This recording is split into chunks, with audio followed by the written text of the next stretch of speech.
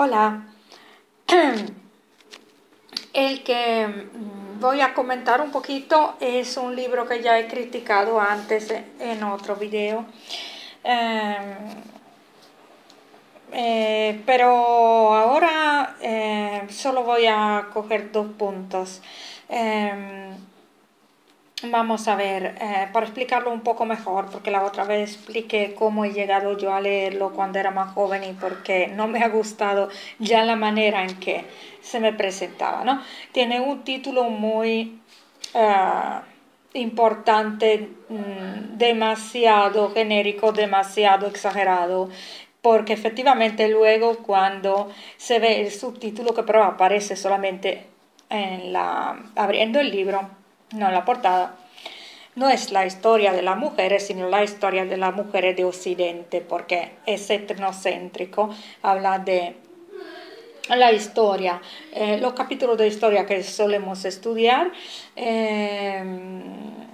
Normalmente, ahora yo no estudié mucho, afortunadamente para mí, pero lo que comúnmente se considera historia, vamos.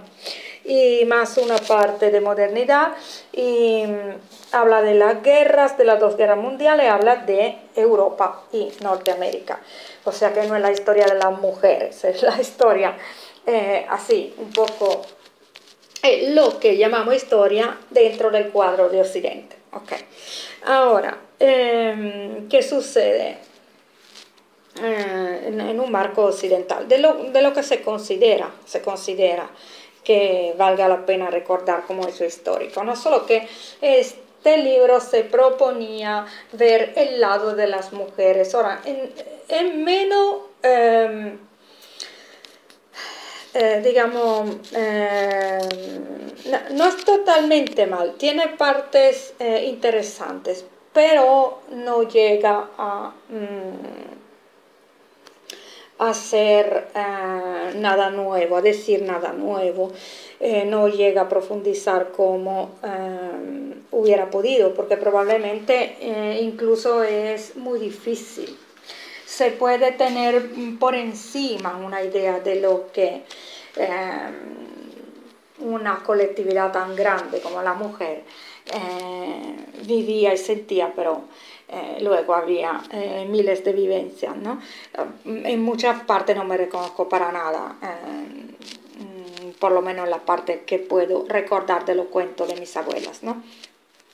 Bueno, pero en alguna parte es bastante sincero, por ejemplo, cuando dice que mucho a nivel de que si la mujer tenía o no tenía que trabajar, si la mujer tenía o no tenía que usar electrodoméstico, etcétera, tenía que ver con toda una política sobre el control de nacimientos o de natalidad o el control, o si se necesitaba más o menos población, digamos, en otra palabra.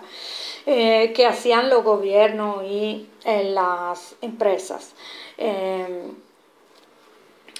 por sus intereses, pero no lo dice de esta forma.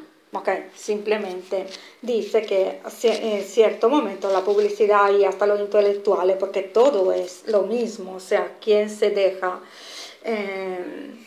publicar, quién se deja que se publique y se distribuya, quién entre científicos, intelectuales, etcétera, ¿no? Siempre hay algo político detrás de esto. Entonces, pero sobre todo cae siempre en las mismas consideraciones que yo pienso se pudieran ver desde muchos otros ángulos, ¿no? Ahora voy a explicarme un poquito con unos párrafos que he buscado y he extraído. Vamos a ver. Ok, aquí dice algo que comparto, que más o menos digo yo también en otros videos, no porque, o sea, como persona común, ok, lo digo yo. Para las jóvenes, aquí es el ejemplo, de los años 20, el reconocimiento de la sexualidad femenina no era tanto una cuestión de rebelión como una manera de marchar con la multitud. La pluma de escritores populares, de intelectuales y de científicos sociales fue alimentando cada vez más una corriente de reproche a la moral sexual victoriana, que se concebía monocromáticamente como represora e hipócrita. películas, revistas sensacionalistas y la publicidad hicieron del thrill del sexo su tema constante. Después explica cómo incluso fuera de Norteamérica con la película americana llegaba este mito de la mujer moderna aún más fuerte, porque mientras que en América se podía ver también en la calle cómo iban las cosas, la película que llegaba en el exterior daba una sola imagen. Bueno, pero ¿qué pasa? A cierto punto llega a decir, parte del libro, llega a hablar del logro como logro de, como si fuese, qué sé yo, una conquista de algo, del orgasmo en las relaciones matrimoniales, ¿no? Del orgasmo femenino. O sea, yo a cierto punto digo, vamos a ver, si uno se pone a leer historias que son biografías reales, por ejemplo, una vez leí la historia de una mujer que en aquellos años justamente gestionaba un postíbulo en Estados Unidos, y ella contaba que ella de pequeña se crió en el campo y luego de adolescente simplemente corriendo debajo de la lluvia, arrebatándose en la hierba, viendo los animales, entendió lo que era el sexo, jugando consigo misma, ¿no? Era algo que no se sabía porque no habían libros, ¿ok?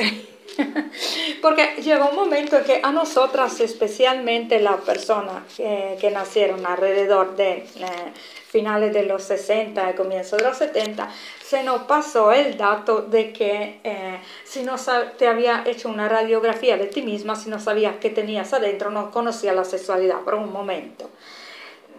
Es una manera de hacer que el ser humano dependa totalmente de los libros, de la instrucción así concebida como instituto escolar. Pero no es que la gente no viva si no sabe cómo es, qué sé yo, viviseccionar un cadáver, que después de ahí viene el conocimiento y la pinturita que se ponen en los dibujitos que se ponen en los libros, ¿no?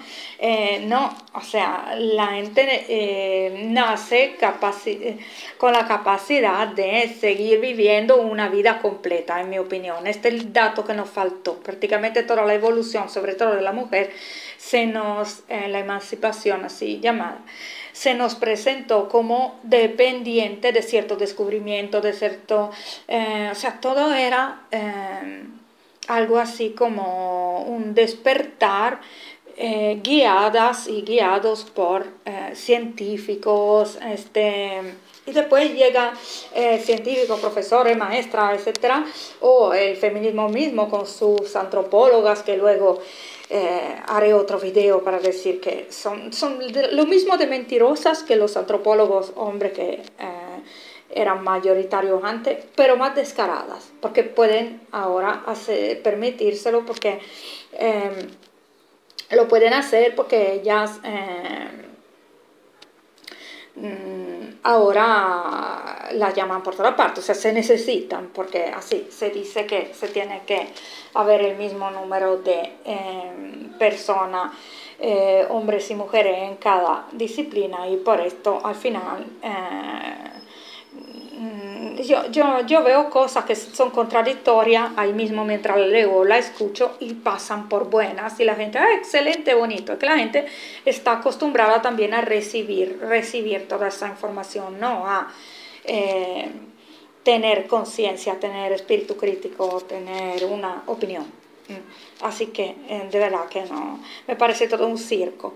Pero bueno, vamos adelante, porque aquí una parte de verdad, al menos en que me reconozco, la dice, no hubo realmente, hubo algo así como una moda, ¿no? No hubo realmente una necesidad que empezó desde abajo, desde el pueblo, sino que así como una moda de decir que se eran modernos. Ahora vamos adelante a ver qué más escogí. Intervención del científico social. La preocupación pública por compatibilizar el deseo de amor y el del trabajo que abrigaban las mujeres no se mantuvo en primer plano únicamente porque desde el comienzo del siglo las feministas habían insistido en uno y otro, sino también porque los científicos sociales llamaron la atención sobre el problema. Ok, aquí es muy ambiguo, ¿no? Porque te dicen una cosa y su contrario. Efectivamente, yo, por lo que yo recuerdo de, digamos, de mi infancia y lo que conocía yo, de mis abuelas, efectivamente ese esquema de la mujer que quería trabajar igual que el hombre y recibiendo el mismo sueldo era algo impuesto. Esto no era un deseo de las mujeres, no lo era. Luego hay otros videos, voy a ver si lo busco y pongo el enlace aquí abajo en las info, donde explico esa cuestión del salario, porque no era en absoluto, al menos en mi recuerdo, yo puedo hablar de Europa, no era la mujer que estaba pidiendo esto, era un grupito feminista, pero aquí también dice que efectivamente los científicos empiezan a meterse en el problema, sobre todo también de la tarea doméstica, de si había que compartirla o no, si la mujer tenía que emplear menos tiempo en la tarea doméstica, y de ahí vinieron después toda la venta de electrodomésticos, muy importante, ¿no?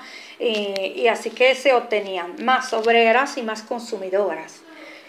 Pero esto fue un plan y luego fue digamos que una o dos generaciones después que se aceptó como deseo y derecho, pero con mucha resistencia de las primeras generaciones que se encontraron con este modelo así sugerido por todos los medios.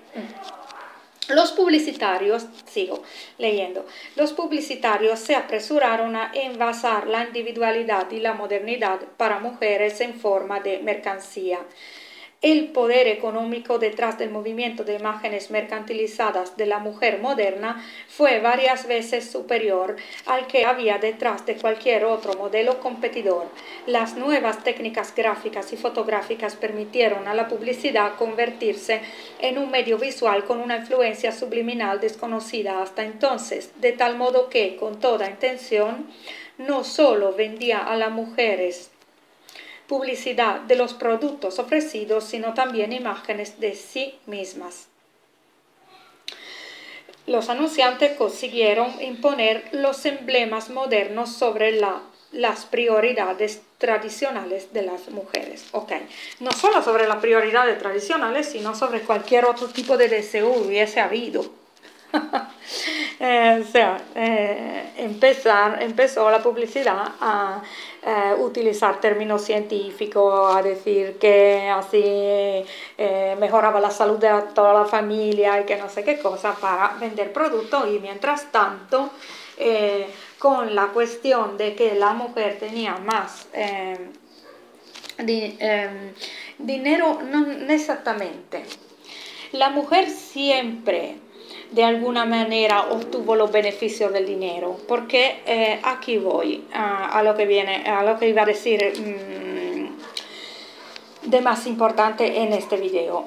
La mujer tenía que organizar las cosas en la casa y además el hombre traía el sueldo a la casa. O sea, la idea del sueldo del hombre era mantener a la familia y mantener a su descendencia y a su mujer. No era ir a gastárselo en, no sé, gastárselo en juego de azar o borracheras. Que luego hubiesen dos o tres que lo gastaban así, sí era verdad, pero esto no se veía bien. No era lo que se le decía al chico cuando crecía: tendrás que beberte todo lo que ganas. No era así. No, se hablaba de diversión. Entonces yo digo, o sea, se hablaba como propósito, ¿no? Se hablaba de mantener a tus hijos, mantener a tu esposa. Entonces, ¿qué sucede? No por nada que muchas canciones de antes y hasta de antes de ayer, o sea, si no todavía de hoy, suelen decir cosas, entre comillas, románticas como no tengo riquezas que ofrecer, espero que aceptes mi amor. O sea, porque lo normal era ofrecer una buena situación económica.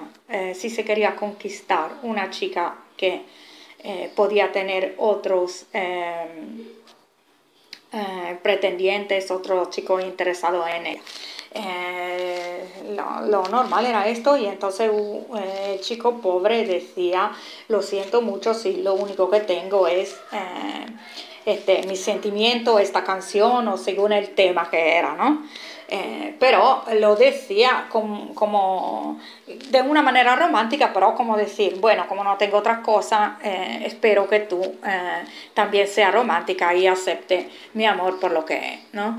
Pero había otra más triste que decían, me voy a suicidar porque no tengo nada que ofrecerte, no te puedo dar una vida mejor que esta y veo que tú me esperas y eso, ¿no? Había una canción así, recuerdo, cuando era pequeña, de un cantante que realmente se suicidó luego. Dios mío, no creo que fuera esto la razón, pero bueno, era la canción, decía que el hombre quería hacer carrera, no podía, no lograba salir de la pobreza y se sentía mal por ella, por la mujer que había creído en él y se había casado con él. Ok, porque siempre vamos viendo el lado del maltratador y no sé qué, del patriarcado maltratador, pero realmente había una responsabilidad muy pesada, o sea, esta cuestión de la responsabilidad de hacer feliz a otra persona que había creído en ti casándose contigo, un poco como haciendo una inversión casándose contigo, y luego veía que a lo mejor su amiga tenía una casa más bonita porque el esposo de ella ganaba más, era algo con que uno se tenía que confrontar.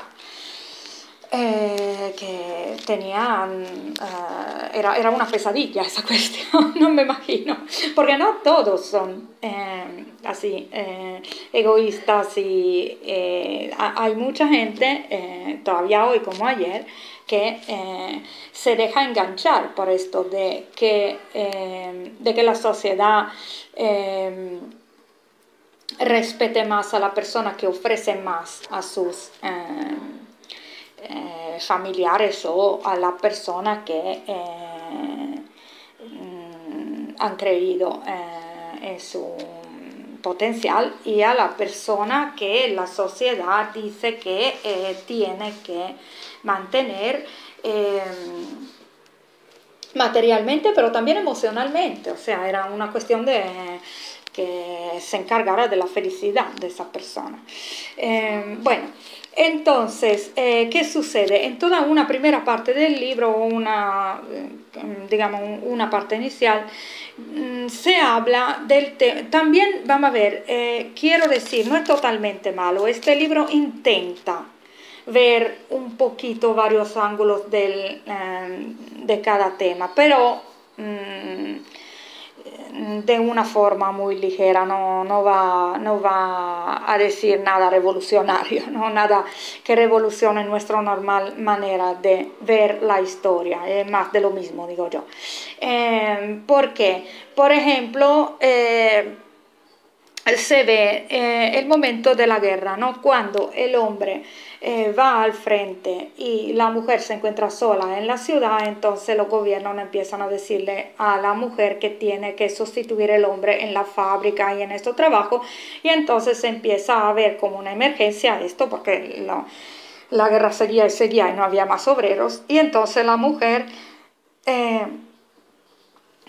Eso dice este libro, que adquiere toda una serie de beneficios. Se ven así, ¿no? Pero vamos a ver, en fin, nos lo hacen ver así. Esto hubo la mayor parte de las personas que escribieron o hablaron de este tema, lo transmiten así como si fuese un beneficio. A cierto punto la mujer sustituye al hombre, pero ¿cuál es el punto? donde se olvida del todo de decir que la mayoría de las mujeres de nuestras abuelas eran orgullosas de su papel. Sí, es verdad que en ciertos ámbitos, en ciertos países se decía que la mujer en casa tenía que obedecerle al hombre y la mujer era un poco inferior en cuanto a, así como ser humano, ¿no? Pero es un poco como en el ejército. El que está en una posición sabe que el general está encima y que tiene que obedecerle, pero se siente orgulloso de su grado y de su uniforme, etcétera, igualmente. Y tiene gente por debajo, o sea, no es que esto le quite orgullo, el hecho de tener un superior. Es simplemente una cuestión jerárquica, pero se siente orgulloso de ir a desempeñar aquel papel de militar en donde se encuentra, ¿no? La persona que lo hace, digamos, voluntariamente, ¿ok? No estoy hablando del chico amenazado con la cárcel si no va a la guerra.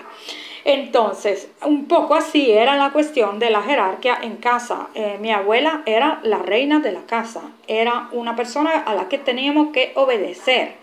Y en la cuestiones suyas que le competían a ella. Y sí, es verdad que ella creía que la palabra de los hombres de casa valía más, aunque nosotras, las generaciones nuevas, no lo creíamos. Ella seguía creyendo lo que ella se le antojaba. A demostración de que no fue algo así como una necesidad de la mujer esta de cambiar las cosas. A algunas le parecía bien así y siguieron así hasta sus últimos días. Entonces, pero ¿qué pasa? Que ella defendía su rol con orgullo. Ella se sentía una persona digna, no se sentía una persona más bien esto nos sucedió un poco más a la generación que empezó a tener un cambio de roles y una ausencia de jerarquías en la familia, etcétera. ¿Por qué? Porque se nos decía que veníamos de un pasado de subalternas, esclavas, etcétera. Pero si mirábamos en la cara a aquellas mujeres que eran nuestras abuelas, por ejemplo, no había ningún tipo de mirada desdichada. Yo me acuerdo de ellas con los ojos, la que era más de la zona norte de mi país, más de orgullo, era una mujer, ella misma parecía un militar, o sea, era una mujer muy dura, muy centrada en lo suyo, etcétera, y con su dignidad según sus valores. La otra me acuerdo que era más dulce, más con los ojos de serenidad. Y esto es típico a lo mejor del hecho de que se crió en el sur con mucho sol, etcétera, la gente más dulce para este mundial, me parece. Entonces, ¿qué sucede? Ninguna de las dos era feminista, ninguna de las dos era revolucionaria, ninguna de las dos era triste. Hicieron sus vidas. Entonces, ¿qué pasa? Sí había un grupito que quería cambiar, ¿no? Yo lo que le reprocho a este grupito son dos cosas a las feministas. Uno es que se dieron con este nombre a conocer como si fuesen las representantes de las mujeres o de la emancipación de la mujer, y esto es injusto y sin sentido, o sea, este es un abuso. Y la otra cosa es que son muy ingenuas, han sido siempre muy ingenuas. Bastante claro que hay un dibujo político detrás de todo esto, que tenía que ver con que se querían más consumidores, menos hijos, pero que le compráramos de todo, o sea, todo, hasta cómo se explicaba la sexualidad en lo primero consultorio donde nos explicaban, tenía mucho que ver con el hecho de ser menos fértiles para ser más modernos. Esto era todo muy claro, estaba todo muy claro, ¿no? Porque no se dieron cuenta, todavía se creen de haber salvado a la mujer de no sé qué cosa. Mientras yo recuerdo que por ejemplo, la moda de tener pocos hijos había empezado en la zona donde yo nací, muy temprano y porque es donde empezó la industrialización del país, etcétera. Pero, por ejemplo, cuando mi abuela hablaba de sus hermanos y hermanas o de la gente de su generación y decía, por ejemplo, decía, mi tía, no sé, tuvo 16 hijos y nacieron 13, ¿no? Que se hablaba así, también se contaban lo que era un aborto espontáneo. Hablaba con un orgullo de esto, con una sensación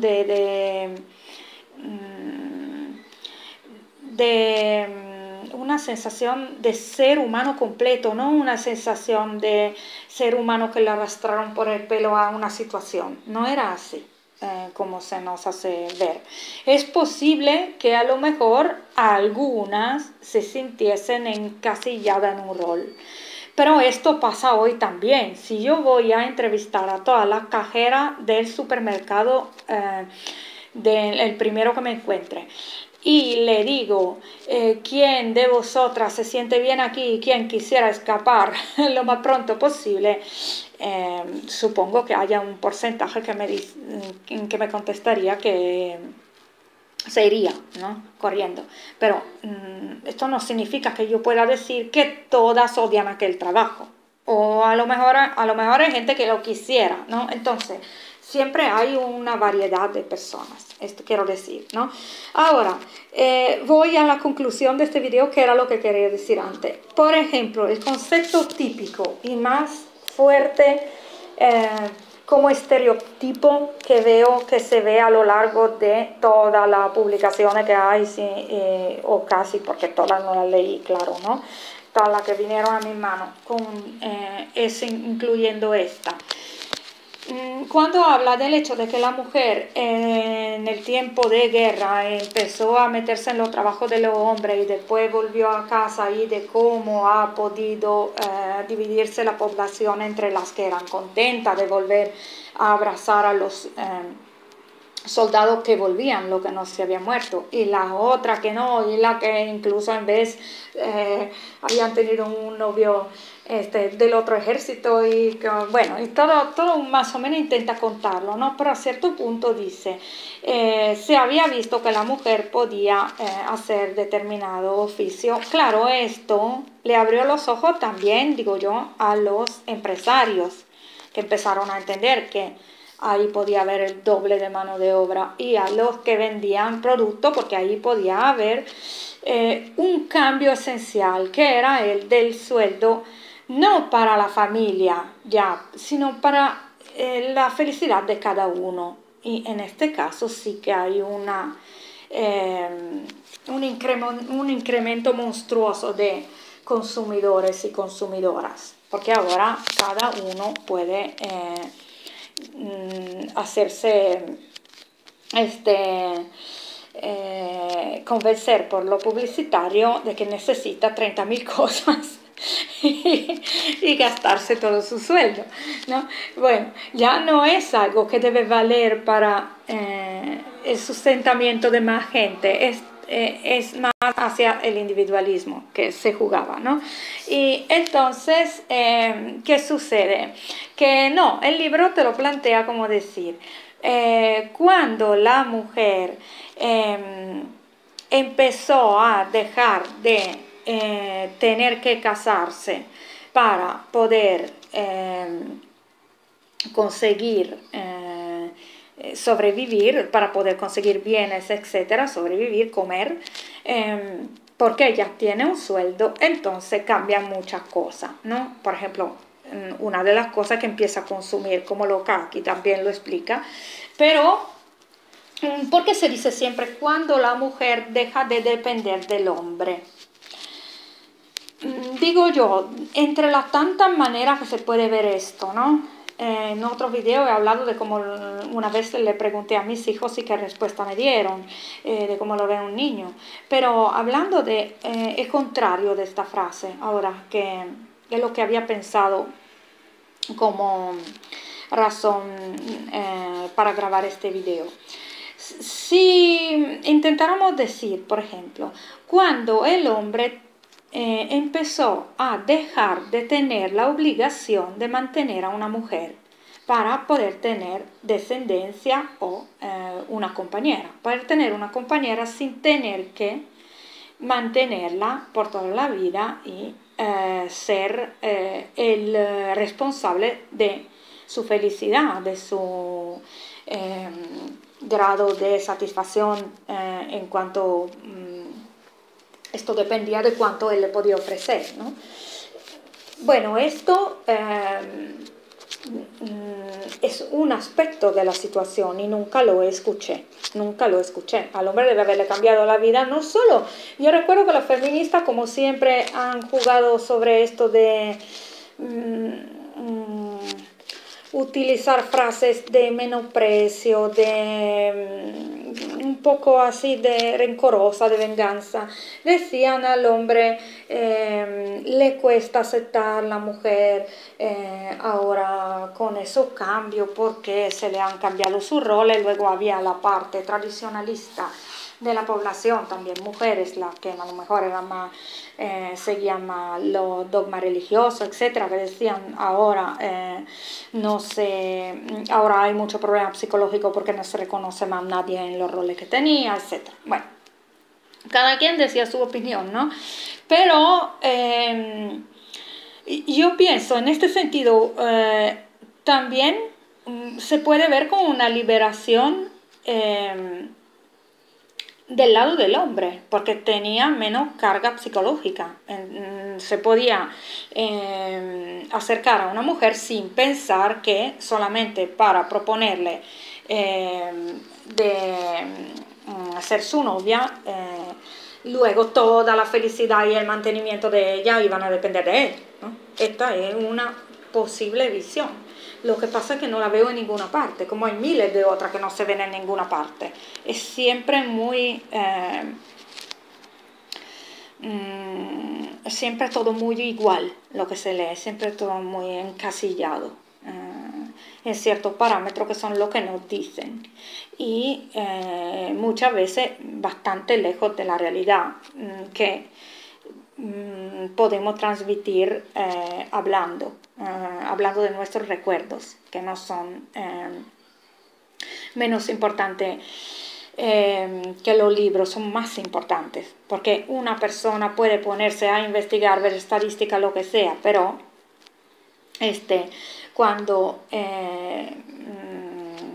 alguien que ha vivido cierta época te lo cuenta, es un poquito más fiable, aunque no del todo, pero siempre un poquito más fiable, no menos que un libro. Lo que pasa es que el papel escrito tiene algo así como de una falsa imagen de documento importante o serio que no es verdadera porque no tiene por qué serlo, no es culpa de nadie, esto no estoy diciendo que es culpa de la persona que escribe, no es culpa de nadie, efectivamente da esa sensación como de documento, pero no lo es. Yo puedo escribir cualquier cosa y mañana esto se convierte a lo mejor, este escrito mío se convierte o en un bestseller o en el último libro que se salva de, qué sé yo, de la última guerra mundial. Y lo recogen los extraterrestres y se creen en mi palabra, ¿no? Esto no. Siempre hay que tener un poquito de conciencia y espíritu crítico, en mi opinión, para llegar a... O simplemente mantener la duda. Con mantener la duda ya está hecho. Me imagino que esto sea lo esencial, porque desde ahí tú empiezas a recibir datos, pero no dogmas, datos. Se pueden siempre completar más adelante. Y una cosa que he notado que me hace creer en la vida, me da esperanza, incluso hoy que es un día para mí que ha sido bastante complicado, así que, o sea, me he llenado de ansiedad por otras razones, ahora que me estoy despertando un poco. Una razón de esperanza para mí es el hecho de que cuando yo deseo encontrar una información, antes o después la consigo, la encuentro. Cuando deseo ampliar un tema, antes o después, y más antes que después, a menudo llega, lo encuentro. Probablemente mi cerebro detecta toda la información a mi alrededor que pueden ser útiles y me la transmite, porque físicamente o digamos con la mente de una forma que se puede incluso entender de manera lógica, no es porque tiene que ser algo místico, tenemos muchas posibilidades que nos pueden dar que nos pueden ayudar a obtener lo que queremos, ¿no? Y esto de la información, sí, a mí me llega, o sea, todo es recolectarla y ponerla en orden, pero realmente llega y llega incluso a veces mientras que no lo estoy pensando, ¿no? Veo algo y digo, ah, sí, esto era lo que quería ver la otra vez y de ahí voy adelante. Así que bueno, de todas maneras, todo lo que se nos cuenta, todo es una versión. Nosotros como persona pudiéramos tranquilamente escribir nuestra propia versión, cada uno diferente, y todo es parte de la misma verdad, que sería el conjunto de todo esto. Así es que lo visualizo yo. Ok, gracias por escucharme, hasta mañana.